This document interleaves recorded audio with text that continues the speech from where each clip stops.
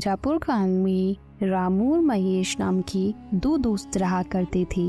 रामू बहुत ही मेहनती था, लेकिन महेश आलस करके अपने खेतों में काम किया करता था। अरे वाह रामू, मैंने सुना है इस साल तुम्हारी बहुत ही अच्छी फसल हुई है। हाँ काका, इस बार मेरी बहुत अच्छी फसल हुई है। फसल बेचने पर मुझे बहुत अच्छा मुनाफा होगा। बेटा, तुम्हारे खेत में कुल कितनी बोरी फसल हुई है? काका, 5 एकड़ जमीन पर कुल 150 बोरी हुई है। ठीक है काका, चलो अब मैं चलता हूँ, मुझे आज अनाज को बेचने के लिए जाना है। ऐसा कहकर रामू वहाँ से चला जाता है। तभी थोड़ी देर बाद महेश भी वहाँ से अपने खेतों की ओर जा रहा था। अरे महेश बेटा, कहाँ जा रहे हो? काका, खेत में फसल की बोरियां आज सुबह जल्दी जाकर मैंने भर दी थी, अब उन्हीं को लेने जा रहा हूँ। महेश बेटा, तुम्हारे पास भी 5 एकड़ जमीन है ना? तो तुम्हारे खेत में इस बार कितनी फसल की बोरियां हुई है? हाँ काका, मेरे पास 5 एकड़ जमीन है और मेरी जमीन पर इस बार 1 एकड़ में 20 बोरियां हुई हैं, तो 5 एकड़ की 100 बोरियां हुई है। क्यों महेश बेटा, तुम्हारे खेत में 100 बोरी की फसल ही क्यों हुई है? तुम्हें पता है तुम्हारा दोस्त जो रामू है, उसके पास भी 5 एकड़ जमीन है। उसकी जमीन पर 150 बोरियों का अनाज हुआ है, जबकि जहां तुम दोनों के खेत है उधर के इलाके की जमीन तो एक जैसी ही है। क्या कहा? मेरे दोस्त रामू के खेत में इस बार 150 बोरियां की फसल हुई है, लेकिन उसने तो मुझे बताया ही नहीं। ठीक है काका, चलो मैं चलता हूँ। फिर शाम को महेश अपनी फसल बेचकर अपने घर लौट जाता है। घर पहुंचकर महेश फसल के बारे में सारी बात अपनी पत्नी को बताता है। मुझे पता है आपको 50 बोरियों का नुकसान क्यों हुआ है, क्योंकि आप अपने दोस्त रामू की तरह मेहनत नहीं करते, इसलिए आपको 50 बोरियों का नुकसान हुआ है। क्योंकि आपका जब मन होता है आप जब भी खेत जाते हो, और अगर ऐसा ही रहा तो कैसे चलेगा? अरे तू भाग्यवान, इसमें मेरी भी क्या गलती है? मुझसे जितना होता है मैं वो सब कर लेता हूँ। अब मुझे तुम ही बताओ, मैं इसके अलावा क्या करूँ? आज आप अपनी जमीन को बेच दो और रामू के पास वाली जमीन को खरीद लो। अगर रामू की जमीन 5 एकड़ है तो आप भी पूरी 5 एकड़ जमीन को खरीद लो, और रामू से कहो कि अब अपन दोनों पूरे 10 एकड़ जमीन पर साथ मिलकर काम करेंगे, और जो भी मुनाफा होगा दोनों बराबर बांट लेंगे। हाँ, तुम ये बात बिल्कुल सही कह रही हो। मैं कल ही रामू के पास जाकर इस बारे में बात करूंगा, और मुझे जहाँ तक पता है रामू मेरी इस बात को टालेगा नहीं। फिर अगले दिन सुबह होने पर महेश अपने दोस्त रामू के यहाँ जाता है। और भाई रामू, कैसे हो तुम? महेश भाई, मैं अच्छा हूँ, तुम बताओ, तुम सुबह सुबह यहाँ कैसे आ गए? रामू, अपन दोनों बचपन के बहुत अच्छे दोस्त हैं, तो मैं सोच रहा था कि मेरी जमीन को मैं बेच दूं और तुम्हारी जमीन के पास ही जमीन खरीद लूं, वो भी तुम्हारी जमीन के बराबर, पूरी 5 एकड़। हाँ हाँ महेश भाई, खरीद लो, ये तो बहुत ही अच्छी बात है, मुझे भी मेरा एक अच्छा पड़ोसी मिल जाएगा। लेकिन रामू, अगर तुम्हें ऐतराज ना हो तो अपन दोनों मिलकर तुम्हारी और मेरी जमीन पर खेती करें, क्योंकि दोनों अलग अलग मेहनत करने से अच्छा है दोनों एक जगह ही मेहनत करें, इससे अपन दोनों को अच्छा मुनाफा भी होगा। हाँ हाँ महेश भाई, मुझे इस बात से कोई एतराज नहीं है। चलो अपन सेठ मनीराम के यहाँ चलकर जमीन को खरीदने और बेचने की बात करते हैं, क्योंकि मेरे खेत के पास की जमीन सेठ मनीराम की है। फिर दोनों सेठ मनीराम के पास चले जाते हैं। सेठ जी, रामू के पास वाली जो जमीन आपकी है, मुझे उस जमीन को खरीदना है। तो खरीद लो, हमने कब मना किया है, लेकिन जमीन खरीदने के लिए पैसे लेकर आए हो? दरअसल सेठ जी, बात ऐसी है कि मैं अपनी 5 एकड़ जमीन बेचना चाहता हूँ और रामू के पास वाली 5 एकड़ जमीन खरीदना चाहता हूँ। तो खरीद लो, मुझे कोई दिक्कत नहीं है, लेकिन मेरी जमीन के बदले मुझे तुम्हारी जमीन और 5,000 रुपए चाहिए। लेकिन सेठ जी, मेरी जमीन भी तो 5 एकड़ की है और आपकी जमीन भी तो 5 एकड़ की है, तो फिर आप मुझसे 5,000 रुपए और क्यों मांग रहे हो? देखो भाई महेश, जमीन की समय के हिसाब से कीमत होती है। अगर तुम्हें लेनी है तो 5,000 रुपए दे दो, वरना कोई बात नहीं। ठीक है सेठ जी, चलो आप 5,000 रुपए और ले लेना, लेकिन आपकी वो जमीन मुझे दे दो। फिर महेश सेठ मनीराम से उसकी जमीन खरीद लेता है। फिर ऐसे ही कुछ दिन बीतने के बाद सुनो भाई महेश, हमें कल से खेतों में हल चलाना होगा, इसलिए कल सुबह तुम तैयार रहना खेत जाने के लिए। अरे यार, हल चलाने में तो बहुत मेहनत लगती है, बैल के साथ साथ पूरे खेत में चलना पड़ता है। मुझे इस काम से बचने के लिए कोई ना कोई बहाना तो बनाना ही पड़ेगा। अरे सुनो भाई रामू, आज मेरी पत्नी के पिताजी का देहांत हो गया है और मुझे 12 दिन के लिए उनके वहाँ जाना पड़ेगा, और अगर मैं वहाँ नहीं गया तो अच्छा नहीं लगेगा। हाँ महेश भाई, ये बात तो सही है, वो तुम्हारे पिता समान है, तो तुम वहाँ चले जाना। तुम्हारे हिस्से का काम भी मैं ही कर लूँगा, तुम बेफिक्र होके चले जाओ। मुझे तो ऐसा लग रहा था कि तुम इस बात के लिए बिल्कुल नहीं मानोगे। तुम सच में मेरे बहुत अच्छे दोस्त हो। मैं 12 दिन बाद वापस आकर तुम्हारे साथ खेत में बहुत मेहनत करूँगा। फिर थोड़ी देर बाद महेश अपनी पत्नी के साथ उसके ससुराल चला जाता है और इस बात से रामू बहुत परेशान हो जाता है। सुनो जी, आप इतने परेशान क्यों नजर आ रहे हो? क्या हुआ, क्या बात है? अरे कुछ नहीं, महेश अपनी पत्नी के साथ उसके मायके गया है और खेत में बहुत काम पड़ा है। अरे तो आप परेशान मत होइए, वो जब तक नहीं आते मैं आपके साथ खेत में काम करवा दूंगी। फिर अगले ही दिन से रामू अपनी पत्नी राके के साथ मिलकर खेतों में हल चलाने का काम शुरू कर देता है। फिर कुछ दिन बीतने के बाद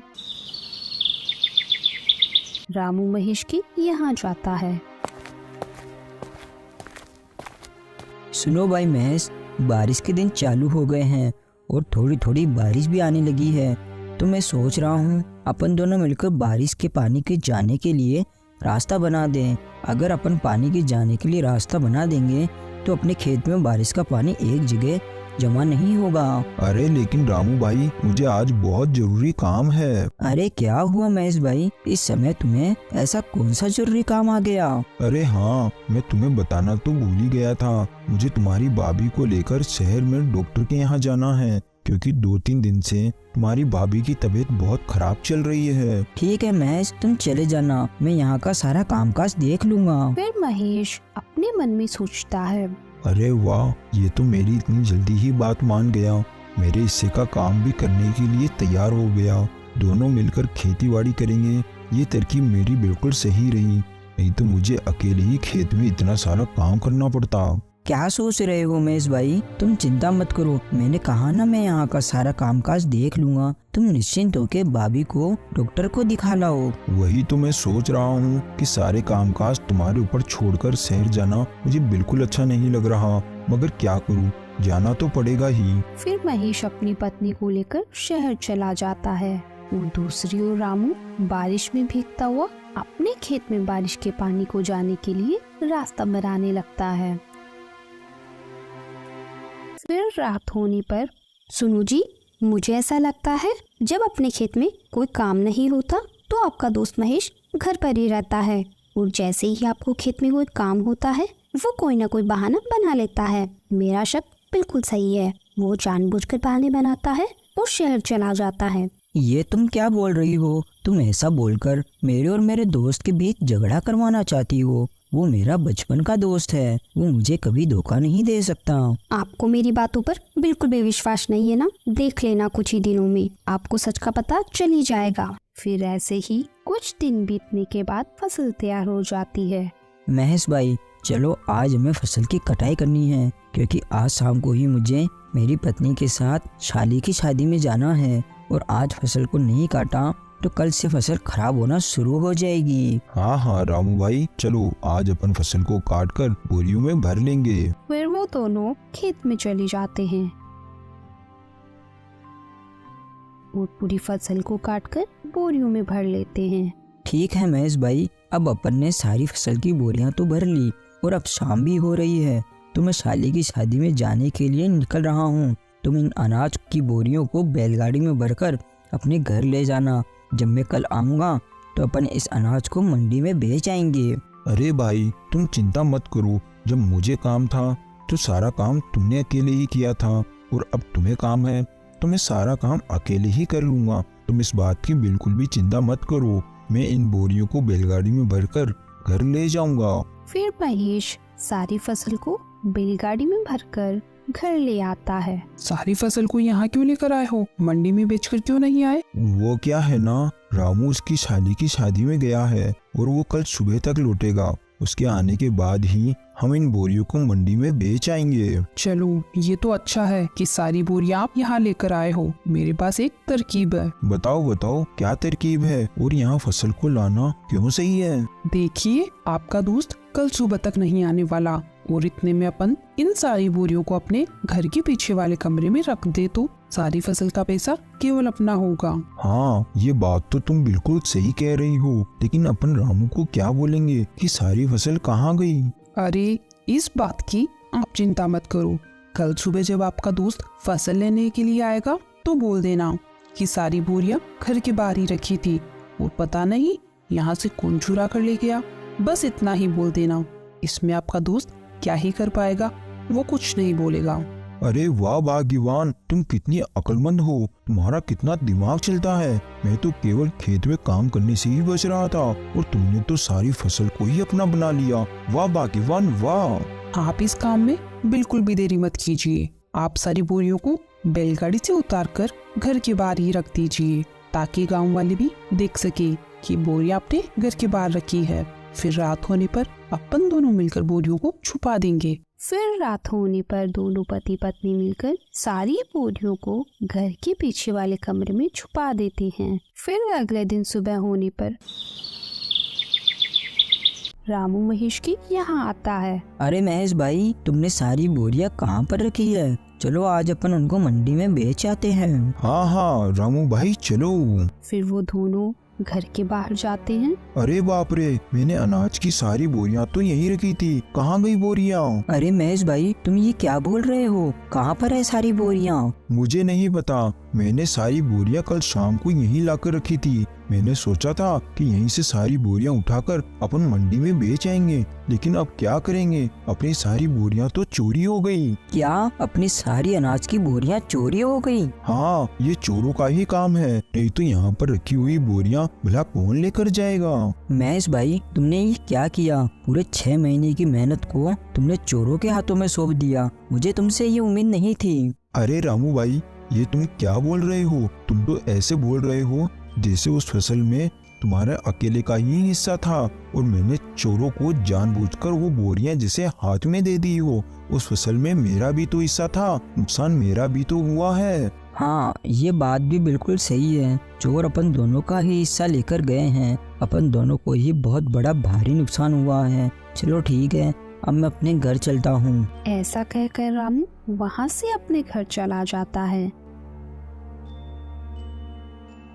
और जाकर चुपचाप बैठ जाता है। क्या हुआ जी, आप इतनी उदास क्यों नजर आ रहे हो? क्या बताऊँ मैं तुम्हें? फिर रामू अपनी पत्नी को सारी बात बता देता है। अरे तो कोई बात नहीं, आप चिंता मत कीजिए। अभी खेत में काम करने के लिए काफी समय है। जब तक आप अपने घर के बाहर वाले आंगन में सब्जियां लगाकर उन्हें बेचने का काम चालू कर दो। हाँ, तुम ये बात बिल्कुल सही कह रही हो। मैं कब तक ऐसे ही हाथ पे हाथ धरा बैठा रहूंगा? घर बैठे रहने से कौन सा मुझे बैठे बैठे पैसा मिल जाएगा। फिर रामू सब्जियां लगाने के लिए अपने घर के बाहर के आंगन में खुदाई करने लगता है। तभी खुदाई करते करते उसे एक मटका दिखाई देता है। अरे ये तो सोने चांदी से भरा हुआ मटका है। ये तो मेरा अच्छा भाग्य है।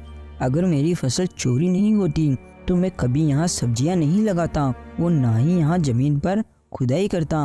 अगर इसमें से एक सोने का सिक्का भी बेच दिया तो मेरी फसल के बराबर मुझे पैसे मिल जाएंगे। फिर रामू अंदर जाकर सारी बात अपनी पत्नी को बता देता है। ये सब भगवान की ही कृपा है, क्योंकि आप बहुत मेहनती इंसान हो। मेहनत का फल हमेशा मिलता ही मिलता है। और उधर दूसरी ओर सुनो जी, आज रात को अपन इस फसल को मेरे भाई के यहाँ ले जाएंगे और रात में वहीं रुक जाएंगे। फिर कल सुबह इस फसल को शहर में ही बेच देंगे। हाँ हाँ, तुम बिल्कुल सही कह रही हो, अपन ऐसा ही करेंगे। फिर रात होने पर महेश और उसकी पत्नी दोनों उस कमरे में जाते हैं तो देखते हैं उनकी सारी फसल की बोरियां खराब हो चुकी है।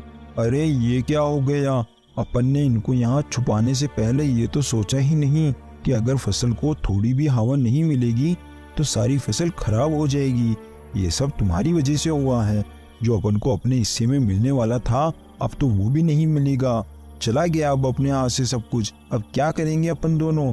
हमारा सब बर्बाद हो गया अब। तो दोस्तों, हमें इस कहानी से यही सीख मिलती है कि हमें कभी भी किसी के साथ बुरा नहीं करना चाहिए, क्योंकि बुरा करने वालों के साथ बुरा ही होता है। और रामू बहुत ही मेहनती आदमी था तो उसे उसकी मेहनत का फल मिल ही गया। Thanks for watching.